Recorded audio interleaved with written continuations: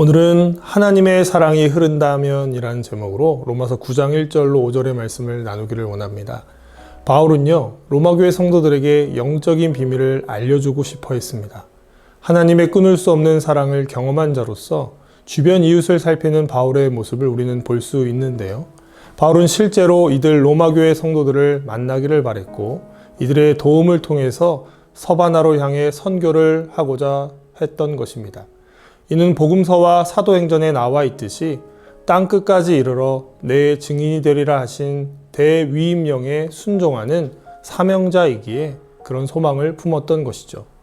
이 소망을 품은 결과로 그는 결혼도 하지 아니하고 복음 선포자가 된 것입니다. 본문에 바울이 어떤 마음으로 복음을 전하고 있는지를 우리는 알 수 있는데요. 바울이 지금 그리스도 안에서 참말을 하지 거짓말이 아니라고 말을 하고 있습니다. 자신에게는 근심 고통이 있는데 자신의 양심이 성령 안에서 자신과 더불어 증언을 하고 있다는 말까지 하면서 이 말이 참말이라고 하는 것입니다. 자신의 형제이자 고륙의 친척을 위해서 자신이 저주받고 그리스도에게 끊어져도 무방하다고 말하고 있는 것이 놀랍지 않으십니까? 여러분, 바울이 고민하는 이 지점이 이해가 되시는지요? 바울은 자신의 구원, 행복에 대해서 근심 걱정하지 않고 자신의 형제라 할 수 있는 이스라엘 백성들의 구원의 문제에 관심과 걱정을 넘어서서 자신의 목숨까지도 내어줄지라도 이들이 변하기를 바란다라고 말하고 있습니다. 왜냐하면 하나님의 아들 예수 그리스도를 대다수의 이스라엘 백성들이 당시의 구주로 영접하지 않고 있기 때문입니다. 사실 이들 이스라엘 백성들은요, 택함받은 하나님의 백성이 아닙니까? 이들을 하나님께서 처음으로 양자 삼으셨고 영광을 모세를 통해 보여주셨고 언약들과 율법을 세워주셨기에 그것들만 지키면 구원의 길이 열렸고 복의 길이 열린다는 것을 깨닫게 해주셨습니다. 또한 이들에게는 예배와 약속들이 주어졌고 무엇보다 이들에게서 구원주 되시는 예수 그리스도가 나신 것입니다.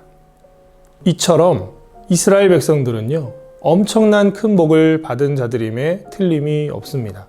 하지만 이들은 예수님을 구주로 영접하지 않았습니다.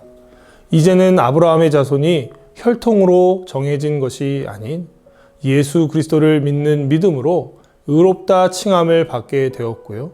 바로 그것이 은혜이고 이방인이나 다름없었던 우리에게도 하나님의 사랑을 충분히 경험할 수 있는 길이 열리게 된 것입니다. 사랑하는 여러분, 이미 우리는 하나님의 사랑을 충분히 받은 자들입니다.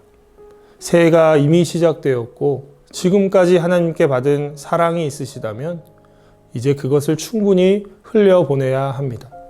여러분 자신의 믿음을 세우는 것뿐 아니라 이제는 가정의 주인이 하나님이심을 돌아보기를 원합니다.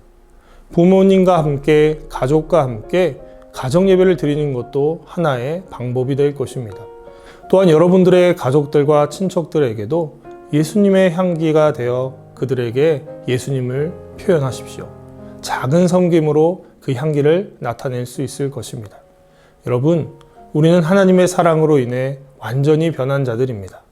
바울만 변한 것이 아닌 우리의 가치관, 세계관이 하나님의 말씀 안에서 변화된 자들이기에 우리는 내 것, 내 할 일만 바라보면서 눈앞의 것만 바라보며 살아가는 자가 아닌 멀리 보고 함께 보는 일들을 감당해내야 합니다. 우리라는 단어를 사용해서 끊을 수 없는 하나님의 크신 사랑 안에서 사랑을 전달하기 위해 몸부림치는 사명자가 되어가기를 주님의 이름으로 축복합니다. 바로 그때에 우리 자신도 변화될 것이고 우리의 가족들도 친구들도 우리가 속한 공동체에도 하나님의 놀라우신 은혜가 임하게 될 줄로 믿습니다.